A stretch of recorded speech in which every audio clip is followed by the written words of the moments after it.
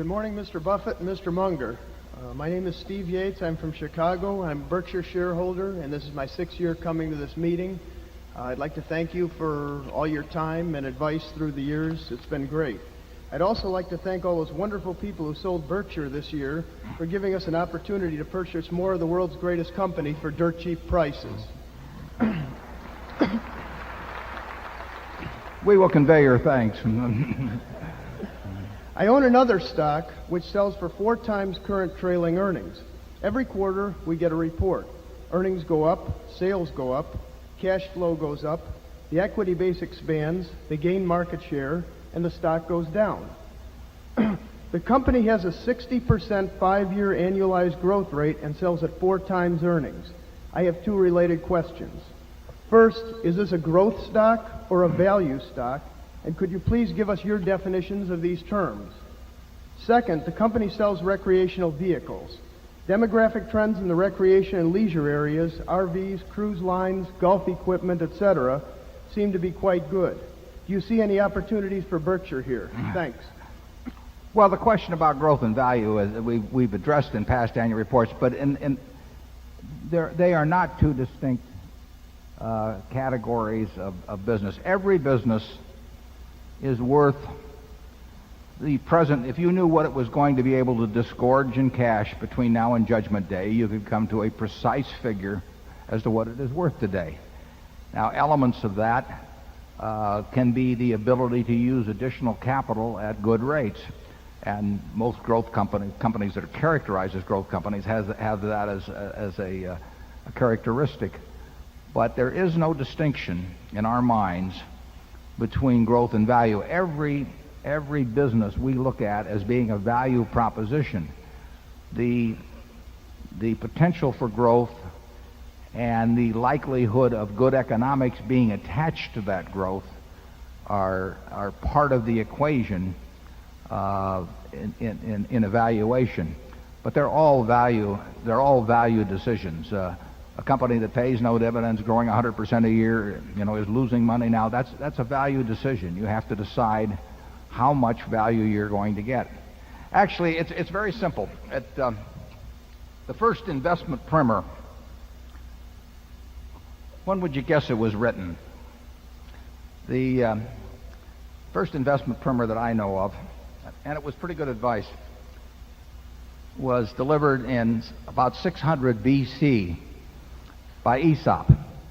And Aesop, you'll remember, said, "A bird in the hand is worth 2 in the bush." Now, incidentally, Aesop did not know it was 600 BC. He was smart, but he wasn't that smart. Now, Aesop was onto something, but he didn't finish it, because there's a couple of other questions that go along with that. But it is an investment equation. A bird in the hand is worth 2 in the bush. He forgot to say exactly when you were going to get the 2 from the bush, and he forgot to say what interest rates were that you had to measure this against. But if he'd given those 2 factors, he would have defined investment for the next 2,600 years, because a bird in the hand is, you will trade a bird in the hand, which is investing. You lay out cash today, and then the question is, as an investment decision, you have to evaluate how many birds are in the bush. You may think there are 2 birds in the bush or 3 birds in the bush, and you have to decide when they're going to come out and when you're going to acquire them. Now, if interest rates are 5% and you're going to get 2 birds from the bush in 5 years, we'll say, versus 1 now, 2 birds in the bush are much better than a bird in the hand now. So you want to trade your bird in the hand and say, "I'll take 2 birds in the bush," because if you're going to get them in 5 years, that's roughly 14% compounded annually, and interest rates are only 5%. But if interest rates were 20%, you would decline to take 2 birds in the bush 5 years from now. You would say, "That's not good enough, because at 20%, if I just keep this bird in my hand and compound it, I'll have more birds than 2 birds in the bush in 5 years." Now, what's all that got to do with growth? Well, usually growth people associate with a lot more birds in the bush, but you still have to decide when you're going to get them. And you have to measure that against interest rates, and you have to measure it against other bushes and other equations.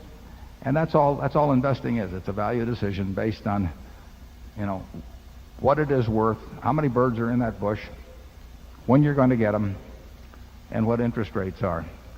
Now, if you pay $500 billion, and when we buy a stock, we always think in terms of buying the whole enterprise because it enables us to think as businessmen rather than as stock speculators. So let's just take a company that has marvelous prospects, is paying you nothing now, and you buy it at a valuation of $500 billion.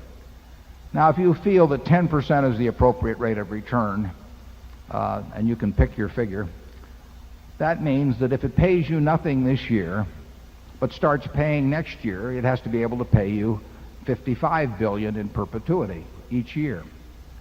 But if it's not going to pay until the third year, then it has to pay you $60.5 billion in perpetuity to justify the present price. Every year that you wait to take a bird out of the bush means that you have to take out more birds. It's that simple. And I question in my mind sometimes whether people who pay $500 billion implicitly for a business by buying 10 shares of stock at some price are really thinking of the mathematics implicit in what they are doing. To deliver, let's just assume there's only going to be a 1-year delay before the business starts paying out to you, and you want to get a 10% return and you pay $500 billion. That means $55 billion of cash that they have to be able to disgorge to you year after year after year.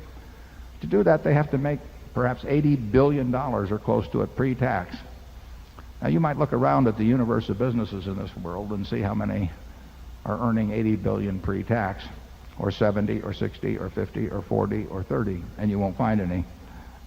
So it requires a rather extraordinary change in profitability to give you enough birds out of that particular bush to make it worthwhile to give up the one that you have in your hand. Second part of your question about whether we'd be willing to buy a wonderful business at 4 times earnings, I think I could get even Charlie interested in that. But let's hear it from Charlie. I'd like to know what that is. He was hoping you would ask that, the fellow that's got all his net worth in this stock and who has a captive audience. Tell us what it is. You got to tell us. We're begging you. You want the name of the company? We want the name of the company. We're dying to get the name. Wait till I get my pencil out. Okay. It's called National RV, and it's based in California, and they sell recreational vehicles. Okay, well, you've got a crowd of people who have birds in the hand, and we will see what they do in terms of National RV. Charlie, do you have anything further on growth and value, etc.? Watch him carefully, folks.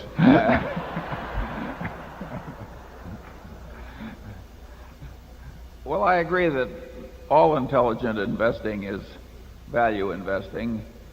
You have to acquire more than you really pay for, and that's a value judgment.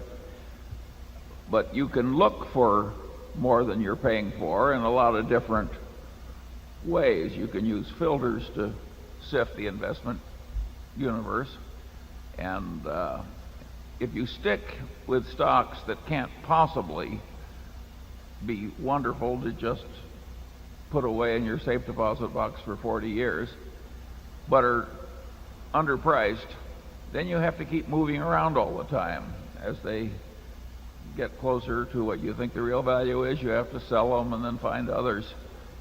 And so it's an active kind of investing. The investing where you find a few great companies and just sit on your ass because you've correctly predicted the future, that is what it's very nice to be good at. The movie was G-rated, even though.